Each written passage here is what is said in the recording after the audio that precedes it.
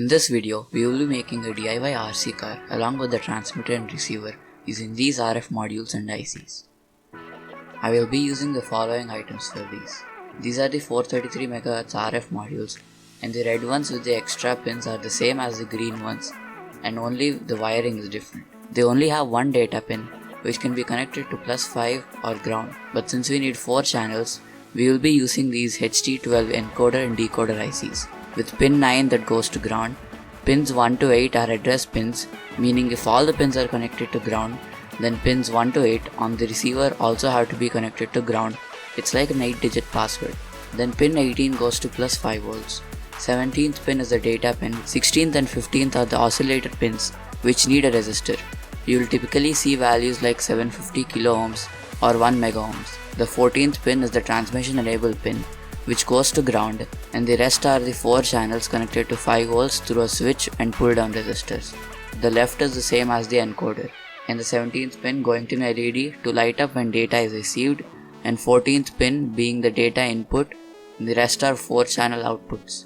And now that the circuit is done, I'm powering the transmitter with a 9V battery and a 5V regulator, and the receiver with an Arduino for now. And once I made sure they were working, I went on to the next part, steering.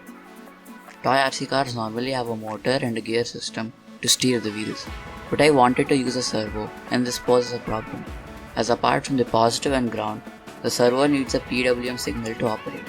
Because I didn't want to use an Arduino, I got the 555 timer IC and made a common servo tester circuit, and once I tested it and made sure it works, I got everything needed and soldered it onto a prototype board. The PWM depends on the RC circuit, whose on time can be calculated with this simple formula. Basically, it charges a capacitor through a resistor and discharges again, hence the name RC circuit. So my first idea was to transmit the PWM signal through one of the channels to get the PWM on the receiver side. But that did not work, as after testing, the setup responded to only about 20 Hz, and after that it just did not respond. So then I tried triggering the circuit using 2 channels for steering through different charging paths with different resistance. But since the IC pins could not supply enough current and the only MOSFET I had could not work with 5 volts, I could not do this either. So since both my ideas did not work, I was left with no other option except to use an Arduino to control the servo.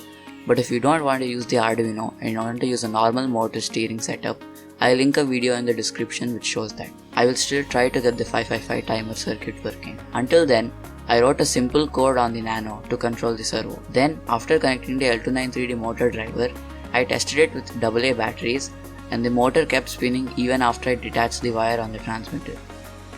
So I tested it with 18650 batteries and it worked. So now that was done, it was time to make a proper body for the transmitter.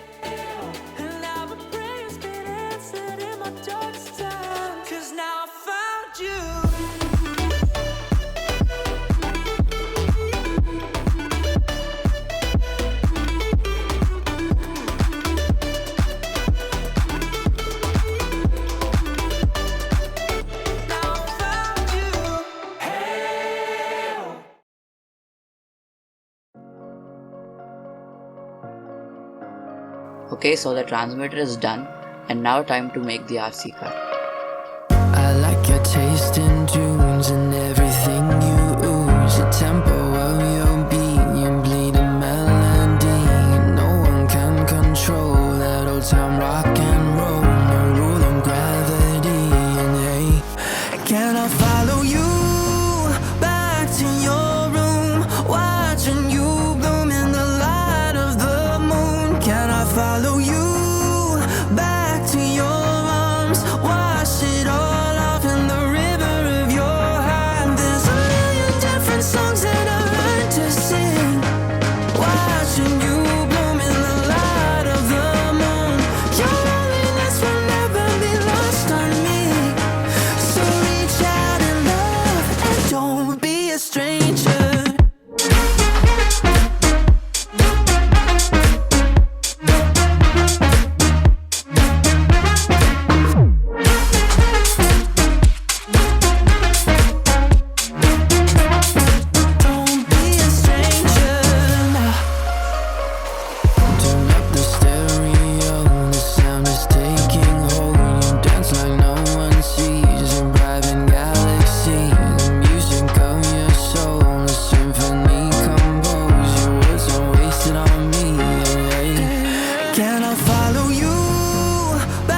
to your room, watching you bloom in the light of the moon. Can I follow you back to your...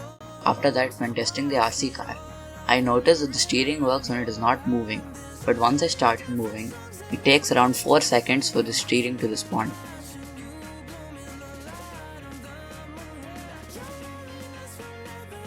This is happening because the Arduino Nano was restarting each time the motor started spinning because of a voltage drop. So to fix this, I add a boost converter connected to the Nano, set it to 6 volts and it fixes the problem.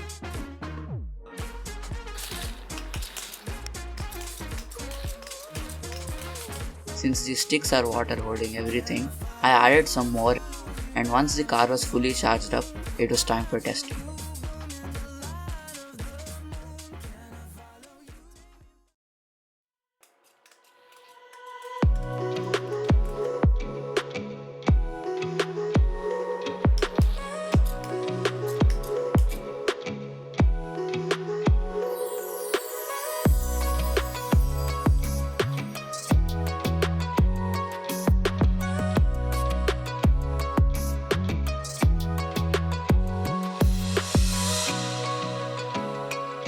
The natural servo flex, even with a screw, lets it climb objects easily. It has an average speed of 1 meter per second, as I know that the distance between these 2 points is 10 cm, and it exactly took this long to cover the distance. So the speed is around 1 meter per second or 3.6 kilometers per hour. And now that the car is done, you can make a spoiler like this with a 3D pen or make a whole new body itself. This one is obviously inspired from the Tesla Cybertruck. I made this one by gluing templates to flattened soda cans and removing their ink and bending them into shape. Though I made it too small and it had to be fit in a weird manner, it still looks good, and it even has headlights.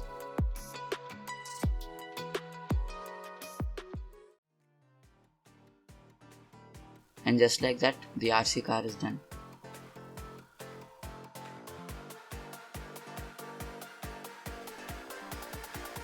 Thanks for watching.